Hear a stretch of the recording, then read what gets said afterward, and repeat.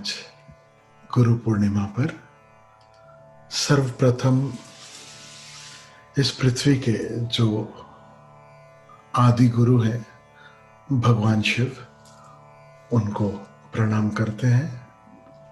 हमारे प्यारे सद्गुरु ओशो को नमन।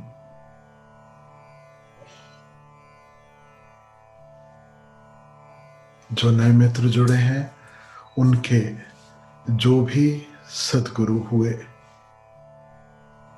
कभी भी उन सबको नमन, उन सबको प्रणाम।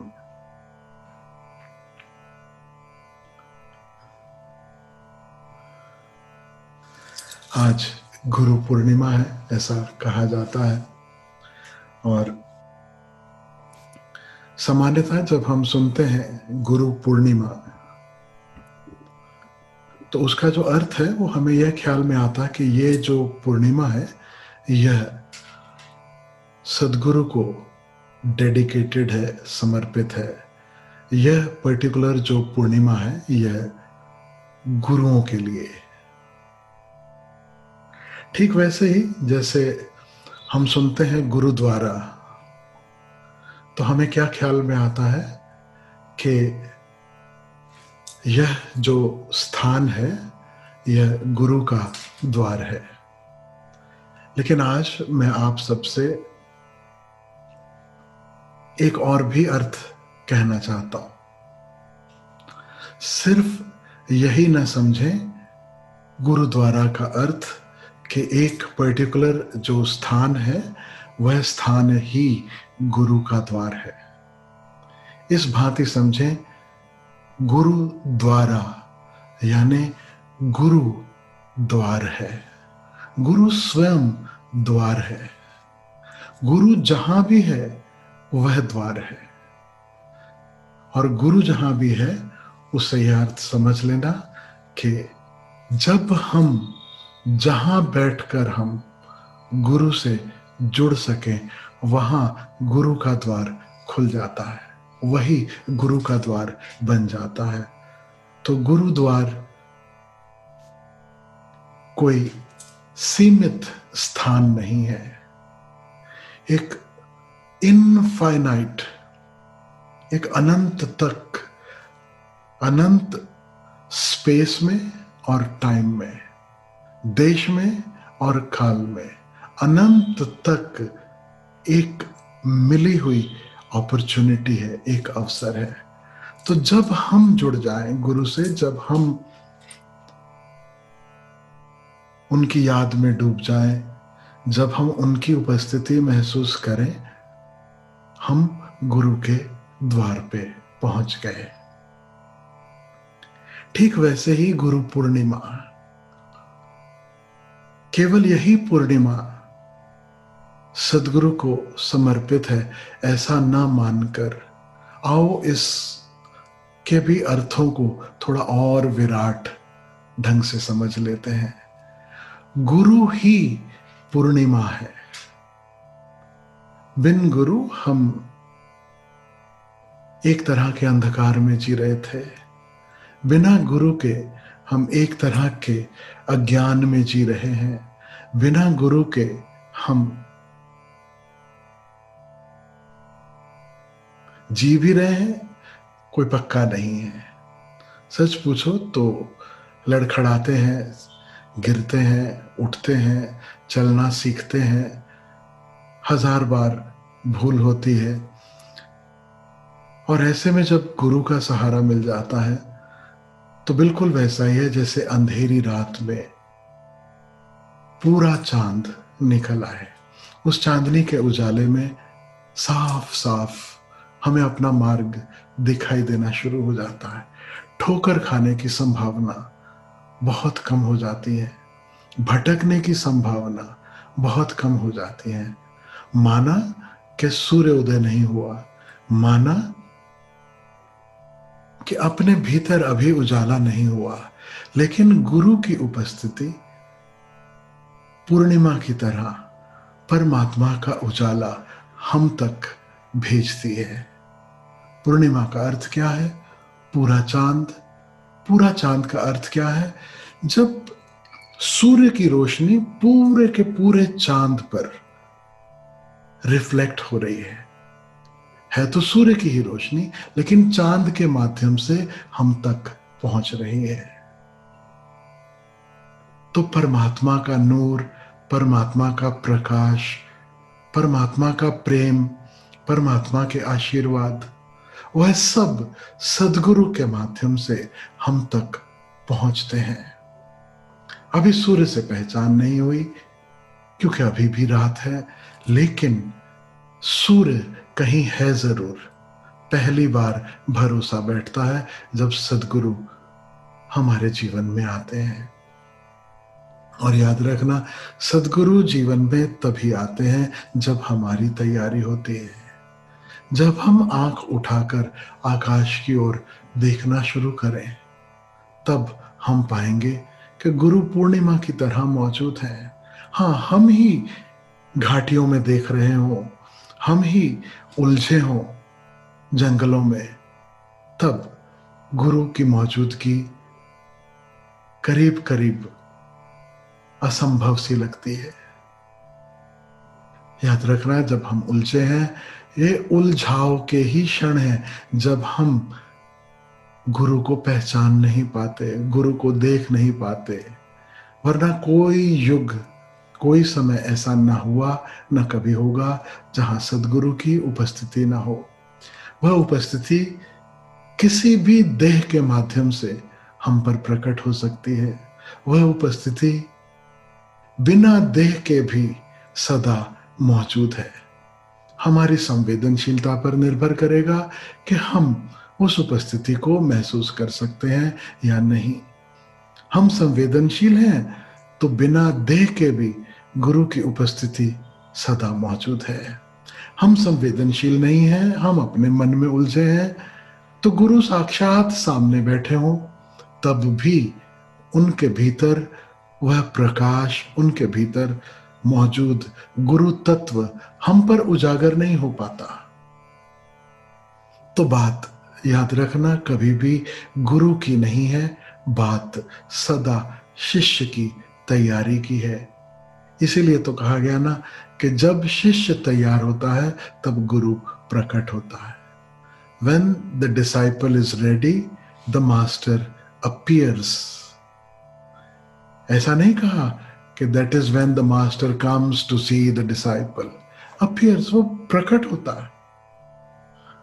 प्रकट होता है यानी शिष्य जब तैयार होता है तब उसे गुरु की उपस्थिति का एहसास होता है। कबीर कहते हैं ना, गुरु ते मानुष मानते सो नर कहिए अंध, महादुखी संसार में आगे जम के फंद। ऐसे भी लोग हैं जो गुरु को भी गुरु की भांति नहीं देख पाते, एक साधारण मनुष्य की तरह, यानी केवल देह दिखाई दी। देह क्या करती है, कैसे उठती है, कैसे बैठती है, कैसे चलती है, कैसे बोलती है, बस उतना ही दिखाई दिया। भीतर मौजूद गुरु तत्व वह प्रकट नहीं हुआ। यही तो अंधा होना है, यही तो अंधकार में होना है, जब वह अपनी पूर्णता में किसी की देह से, किसी के माध्यम से प्रकट हो रहा है और हम उसे देख नहीं पाते। और ऐसी हजार देह, लाखों देह परमात्मा ने धारण की हैं। कभी नानक बन के आए, कभी बुद्ध बन के आए, कभी कबीर बन के, वो भजन सुनते हो ना, कभी राम बन के, कभी श्याम बन के। वह परमात्मा ही तो अवतरित हो रहा है। यही तो अर्थ है अवतार का।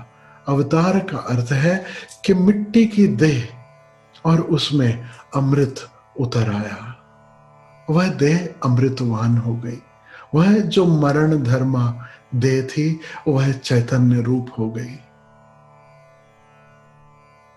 परमात्मा ने जन्म लिया, परमात्मा ने शरीर धारण किया, यानी देह इतनी खाली हो गई, इतना एम्प्टी हो गई, वहां मैं ना बचा, वहां वही वही अब रहने लगा। परमात्मा का अवतरण हो गया। राम में वही, कृष्ण में वही, जनक में वही, अष्टावक्र में वही। और हकीकत तो यह है कि हम सब में वही वही रचा पचा है, वही हम में समाया है। गुरु में और हम में अगर कोई भेद है तो इतना सा भेद है, गुरु ने उस नूर को पहचान लिया, उस परम तत्व को जान लिया। गुरु यानी वह व्यक्ति जो गैर मौजूद हो गया। व्यक्ति की जगह समष्टि मौजूद हो गई। अंधकार की जगह बस अब प्रकाश मौजूद है। अज्ञान की जगह अब ज्ञान मौजूद है। महावीर कहते हैं ना, केवल ज्ञान। वहां कोई ज्ञानी नहीं है, वहां कोई नहीं जो घोषणा कर सके मुझे ज्ञान हुआ, मुझे, मैं, मेरा जैसा। वहां कोई नहीं है, बस वहां ज्ञान है। तो अनेक रूपों में यह गुरु तत्व प्रकट होता है। हम देख पाए ना देख पाए, यह हमारे सौभाग्य या हमारे दुर्भाग्य की बात है। तो आप सबको खूब प्यार से, पूरे हृदय से मैं गुरु पूर्णिमा की शुभकामनाएं, शुभाशीष देना चाहता हूं, क्योंकि आप ही वह पात्र हैं जो गुरु तत्व के लिए अपने आप को तैयार कर रहे हैं, अपने आप को हर दिन खोल रहे हैं। हर दिन अपने हृदय के द्वार थोड़ा और थोड़ा और थोड़ा और खोलते चले जाते हैं। गुरु के प्रति तैयार होना, गुरु के प्रति रिसेप्टिव होना, गुरु के प्रति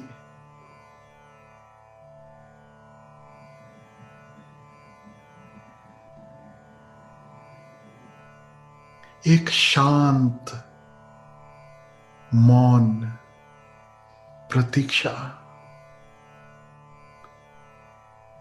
कि जब उसकी कृपा बरसे तब बरसे, जब उसकी मौजूदगी इस पात्र को भर दे तो भर दे।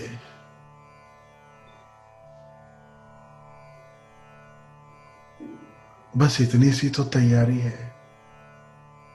सारा का सारा भक्ति का मार्ग, भक्ति का विज्ञान इसमें समा जाता है कि कैसे वह उतरने लगे, कैसे हम बीच में से हटते चले जाएं, किनारे होते चले जाएं। और जब हमें मार्ग नहीं सूझता कि कैसे किनारे हों, कैसे हटें अपने ही रास्ते में से, कैसे हम ना कुछ हो सकें, कैसे हम गैर मौजूद हो सकें, ताकि वह जो सदा से मौजूद है वह प्रकट हो सके। तब सद्गुरु ही देह में आकर हमें ध्यान का विज्ञान सिखाते हैं कि कैसे अपने पात्र को खाली करना, कैसे अपने पात्र को शुद्ध करना, कैसे अपने विचारों के उलझाव से, कैसे अपनी इच्छाओं की उधेड़बुन से धीरे धीरे धीरे धीरे पीछे हटते चले जाना, मुक्त होते चले जाना। जितने उलझाव कम, उतना उसकी उपस्थिति और अधिक। या बिल्कुल उल्टा भी कह सकते हैं, जितनी उसकी उपस्थिति और अधिक महसूस होने लगे उतने उलझाव कम। यही छोटा सा भेद है भक्ति और ध्यान के मार्ग में। जो ध्यान के मार्ग पर चल रहा है वह धीरे धीरे उलझाव से बंधन से मुक्त होने के लिए उपाय करता है, ताकि वह परम उपस्थिति प्रकट हो सके। और भक्ति के मार्ग पर भक्त उलझाव की चिंता नहीं करता, वह केवल उस परम उपस्थिति में और डूबने लगता है, उस परम उपस्थिति में मिटने लगता है, खोने लगता है, और पाता है कि उलझाव अपने आप विदा होने लगे। तो दोनों तरफ से बात बनती है। जितना हम उलझावों से मुक्त होने का प्रयास करेंगे, साक्षी भाव से जो चल रहा है उसके अलग खड़े होकर, जस्ट बीइंग अ विटनेस, उतना वह परम उपस्थिति और सघन होती चली जाएगी। और दूसरी बात भी उतनी ही सच है, जितना उस उपस्थिति का एहसास गहराने लगेगा, उतना हम अपने उलझाओं से अपने आप को पृथक खड़ा हुआ देख पाएंगे, उतना मैं और मेरा मिटने लगेगा। तो मार्ग भक्ति का हो, ध्यान का हो, बस इतनी सी बात ख्याल रख लेना। और जहां तक मेरी समझ है, शुरुआत सदा ध्यान से, क्योंकि भक्ति फूल की भांति है। ध्यान को जब फूल लगते हैं तब भक्ति प्रकट होती है। भक्ति सबके लिए शुरुआत में सिर्फ और सिर्फ एक अंधश्रद्धा जैसी रह जाती है। शुरुआत में जितना लॉजिकल हमारा माइंड होगा, जो कि आज के युग में है और उसमें कोई भी बुराई नहीं है, जितना तर्कशील हमारा मन होगा, उतना हमारे लिए भक्ति शुरुआत में कठिन होगी। तो लॉजिकल माइंड को, मन प्रधान व्यक्ति को सदा ध्यान से शुरुआत करनी चाहिए। ध्यान से शुरुआत की, धीरे धीरे भक्ति के फूल खिलने लगेंगे। तर्क के साक्षी होने से जब हम शुरुआत करते हैं, धीरे धीरे हम पाते हैं कि वह जो तर्क के पार है, जो तर्क में नहीं समा सकता, उसकी उपस्थिति हमें अपने भीतर, अपने आसपास महसूस होने लगती है। और ध्यान की जो यात्रा है, ध्यान का जो मार्ग है, जब हम कहते हैं यात्रा या मार्ग, हमें लगता है चलना है, कहीं दूर पहुंचना है। हकीकत तो यही है, दूर नहीं जाना, अपने पास आना है, अपने करीब आना है। चलना नहीं है, ठहरना है, रुकना है। तो जब भी किन्हीं भी संतों की वाणी सुनो, जहां अंतर यात्रा की बात हो, जहां ध्यान के मार्ग की बात हो, जहां भक्ति के मार्ग की बात हो, ख्याल कर लेना ये भाषा की कमजोरी है, इसलिए उसे यात्रा या मार्ग कहना पड़ रहा है। तो आज गुरु पूर्णिमा पर जो हम विषय ले रहे हैं, वह भी यह अंतर यात्रा का जो मार्ग है वह कैसा है, कैसे शुरुआत होती है, कहां कहां से हम होकर गुजरते हैं, उसी से संबंधित है। और आज से वह श्रृंखला भी शुरू हो रही है कि नए से नए मित्र भी ध्यान सीख सके, अंतर यात्रा पर उनके चलने की शुरुआत हो सके। जो पहले से इस अंतर यात्रा पर निकले पड़े हैं, जो पहले से अपने भीतर डुबकी लगा रहे हैं, उन्हें भी निरंतर नए इशारे और उपाय मिलते चले। तो इस अंतर यात्रा के जो सोपान है, इनर जर्नी के जो आयाम है, उसकी शुरुआत आज मैं माँ से कहूँगा कि ओशो की एक बहुत प्यारी कथा है जो उन्होंने खुद लिखी है, उसी से हम लोग शुरुआत करें। बात उस कथा में यात्रा की है, किसी पहाड़ी शिखर की यात्रा की। तुम बस ऐसे सुनना, ऐसे समझने की कोशिश करना कि ये बात अंतर यात्रा की हो रही है।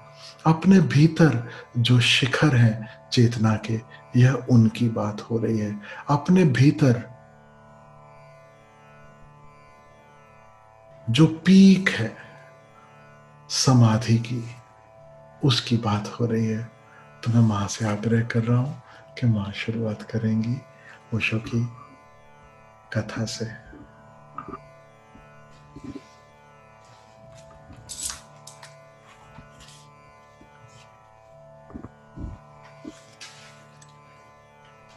सबको खूब सारा प्यार, खूब सारे प्रणाम। ओशो के सागर में से फिर से कोई संदेश मैं आपके लिए लेके आई हूँ। खूब ध्यान से सुनना, खूब प्यारा संदेश है।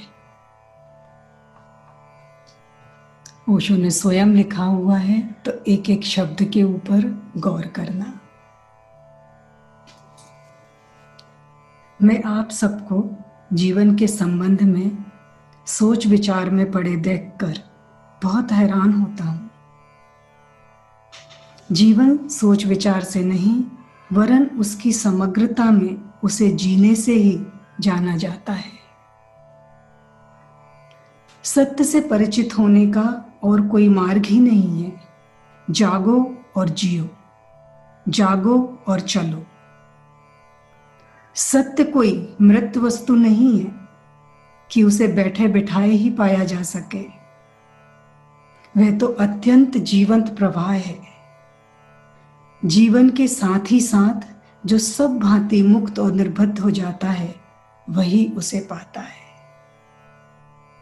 और बहुत दूर के सोच विचार में अक्सर ही निकट को खो दिया जाता है, जबकि निकट ही सत्य है और निकट में ही वह छिपा है जो कि दूर है। क्या दूर को पाने के लिए सर्वप्रथम निकट को ही पाना अनिवार्य नहीं है? क्या समस्त भविष्य वर्तमान के क्षण में ही उपस्थित नहीं है? क्या एक छोटे से कदम में ही बड़ी से बड़ी मंजिल का भी आभास नहीं होता है? फिर ओशो आगे लिखते हैं, एक सीधा साधा किसान जीवन में पहली बार पहाड़ियों की यात्रा को जा रहा था। वे पहाड़ियां यद्यपि उसके गांव से बहुत ज्यादा दूर नहीं थी, फिर भी वह कभी उन तक नहीं जा सका था। उनकी हरियाली से ढकी चोटियां उसे अपने खेतों से ही दिखाई पड़ती थीं, और बहुत बार उसके मन में उन्हें निकट से जाकर देखने की आकांक्षा अत्यंत बलवती भी हो जाती थी। लेकिन कभी एक तो कभी दूसरे कारण से बात चली गई और वे वहां नहीं जा पाया।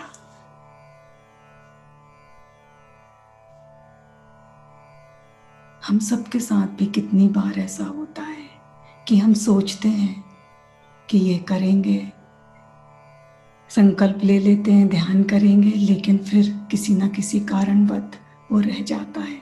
ऐसा ही उस सीधा साधा किसान के साथ भी हुआ। और पिछली बार तो वह इसलिए ही रुक गया था क्योंकि उसके पास कंदील नहीं थी और पहाड़ियों पर जाने के लिए आधी रात्रि के अंधेरे में ही निकल जाना आवश्यक था। सूर्य निकल आने पर तो पहाड़ की चढ़ाई कठिन और भी कठिन हो जाती थी, लेकिन अब वे कंडील भी ले आया था और पहाड़ों पर जाने की खुशी में रात भर सो भी नहीं सका था। रात्रि 2 बजे ही वे उठाया था और पहाड़ियों के लिए निकल पड़ा था, लेकिन गांव के बाहर आकर ही वे ठिठक कर रुक गया। उसके मन में एक चिंता और दुविधा और पैदा हो गई। उसने गांव के बाहर आते ही देखा कि अमावस की रात्रि का गुप्त अंधकार है। निश्चय ही उसके पास कंदील थी, लेकिन उसका प्रकाश तो 10 कदमों से ज्यादा नहीं पड़ता था और चढ़ाई थी 10 मील की। वह सोचने लगा कि जाना है 10 मील और रोशनी है केवल 10 कदम पड़ने वाली, तो कैसे पूरा पड़ेगा। ऐसे गुप्त अंधकार में इतनी सी कंदील के प्रकाश को लेकर जाना क्या उचित है। यह तो सागर में जरा सी डोंगी लेकर उतरने जैसा है। वह गांव के बाहर बैठा ही रहा और सूर्य के उगने की बाट जोतने लगा। लेकिन तभी उसने देखा कि एक बूढ़ा आदमी भी उसके पास से ही पहाड़ियों की तरफ जा रहा है और उसके हाथ में तो और भी छोटी कंदील है। उसने वृद्ध को रोककर जब अपनी दुविधा बताई तो वृद्ध खूब हंसने लगा और बोला, पागल, तू पहले 10 कदम तो चल, जितना दिखता है उतना तो आगे बढ़, फिर इतना ही और आगे दिखने लगेगा।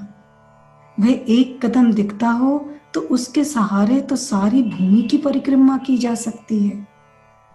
वह युवक समझा, उठा और चला और सूर्य उगने के पूर्व ही वह पहाड़ियों पर था। जीवन के मार्ग पर उस बूढ़े की सीख याद रखने जैसी है। मैं भी आपसे यही कहना चाहता हूँ, मित्रों, बैठे क्यों हो, उठो और चलो। जो सोचता है वह नहीं, जो चलता है बस केवल वही पहुंचता है। स्मरण रहे कि इतना विवेक, इतना प्रकाश प्रत्येक के पास है कि उससे कम से कम 10 कदम का फासला तो दिखाई पड़ सके, और उतना पर्याप्त भी है। परमात्मा तक पहुंचने के लिए उतना ही पर्याप्त है।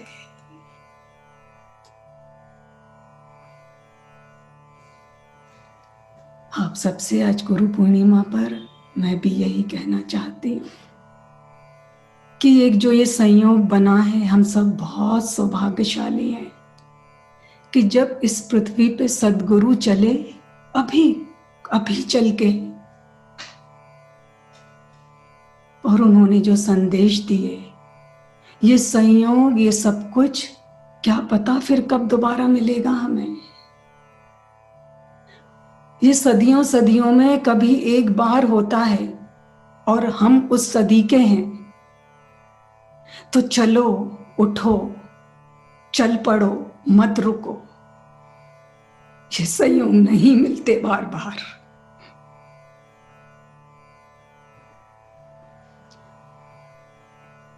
बुद्ध भी अपने शिष्यों को बार बार यही कहते थे, चरे वेती, चरे वेती। तो बस चल चलो, चरे वेती, चरे वेती।